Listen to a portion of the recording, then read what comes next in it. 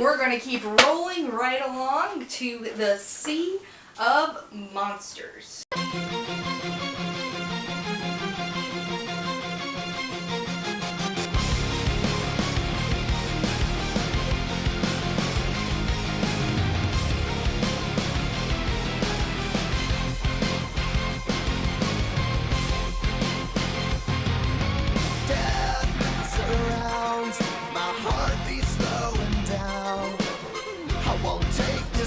Abuse. I won't give up or refuse. This is how it feels when you're bent and broken. This is how it feels when your dignity's stolen and everything you love is leaving. You hold on to what you believe in. Que no pare la fiesta. Don't stop the party. Now again, I'm reviewing the book, not the characters, so give me some leeway. I'm used to reviewing characters. So, The Sea of Monsters is springboarding off of The Lightning Thief, which, interestingly enough, he did not plan on writing.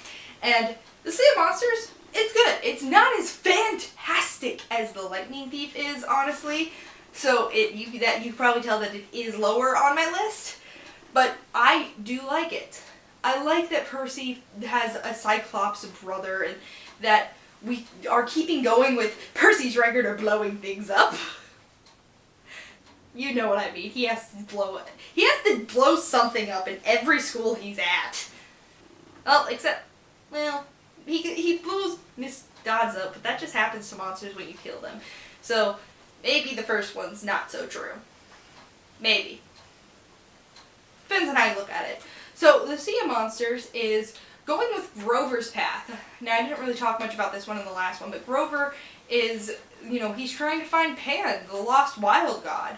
And that, I do like that story arc, because it makes sense for Grover's character to be doing that. And it also is a nice, almost nature message, because you have all these gods, who are rolling with the times, but then one who he can't, because he's got nothing left.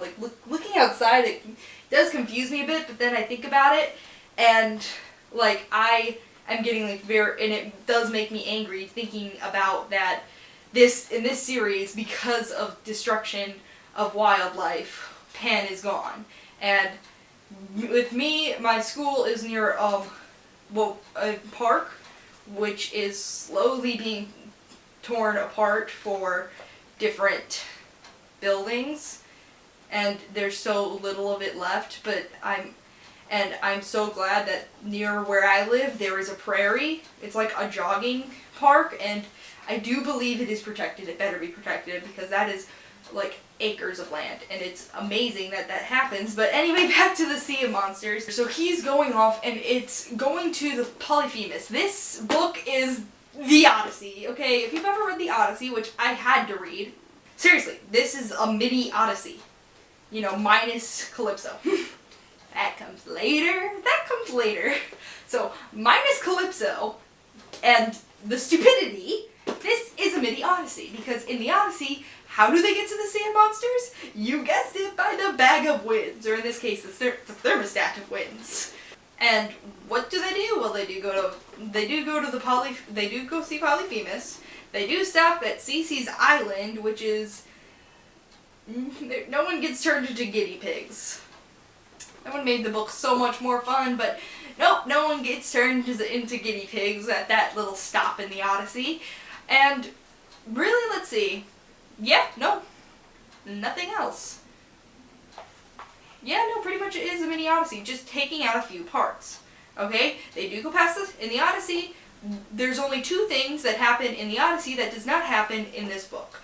And that is Calypso, that comes later, and also raising the dead. Yeah, in the Odyssey, they raise the dead. And they, talk to past heroes, and I don't really know why, okay? But the Odyssey it's very confusing, but it's also interesting, but it's also boring.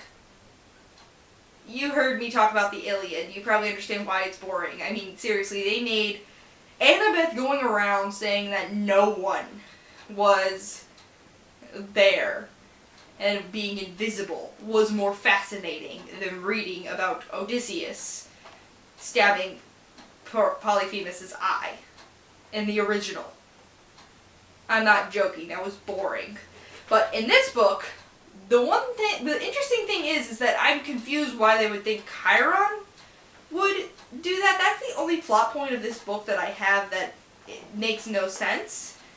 And seeing as Chiron is accused of that, I think, like, they do provide the explanation that they were just trying to find somebody to blame, and the party ponies are introduced. Like, they're just mentioned, they're not seen, but oh, they're funny. They're hilarious. And like every time I read this book, I can't stop thinking about the next book when Nico comes in, and I'm just like, okay, so if Nico came in and he knew how to control ghosts, I wanted Nico here so much because of that I can't pronounce his name, but that ghost that, like, can't eat or drink anything. I read that myth is creepy. But I was like, oh my god, I wanted Nico to be there so bad to tell that ghost to shut up. Do the whole, like, quiet thing because he was annoying. I didn't like him, like, he was sadistic. Why the gods ever thought they should entrust him with the lives of their children.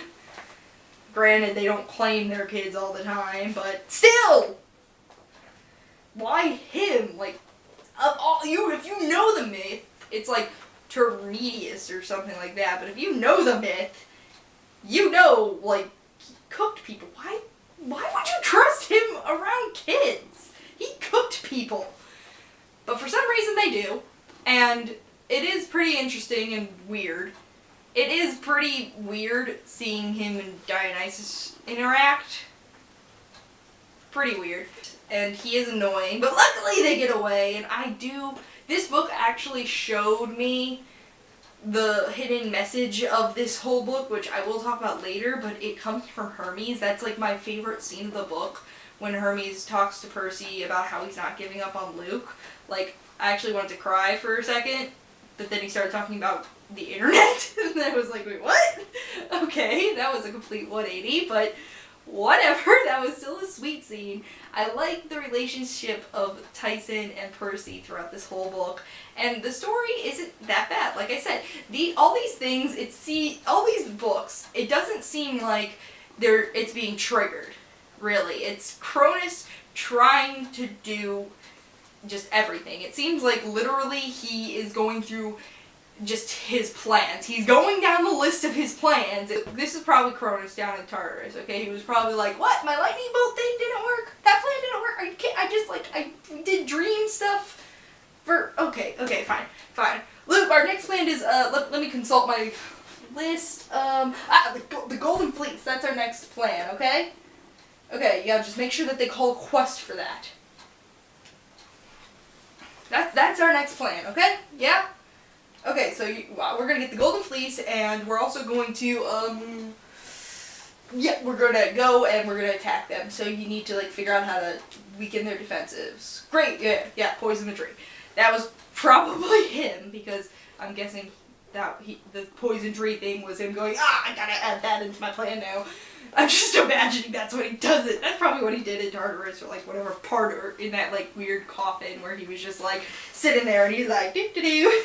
He's like, okay, well, I can't come back yet. So, yeah, just gonna go down the list. And this was plan number... Well, I don't really know what plan number it was. He's been down there for thousands of years. So, at this point, it's plan number 2 to get the Golden Fleece. And it seems plausible that he would want the Golden Fleece. At the same time, it seems plausible, and I will talk about that as we get into the next portion, as we get into the later books, why it makes sense because of this book, that he would first try the Golden Fleece, but then obviously that doesn't work, and he has to go on to a different plan. As for the Pan side of things, it makes sense that Grover would be attracted to the Golden Fleece.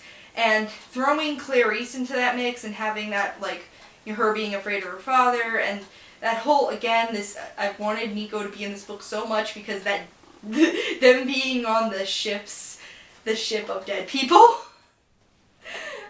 imagining Nico on that ship. That would have been hilarious. Seriously. But like I said, this is a mini Odyssey. There's only 2 things that they don't do that they did in the Odyssey. It is a mini Odyssey. And, okay, Raina, I gotta bring this up. Helen, I believe, Raina's sister.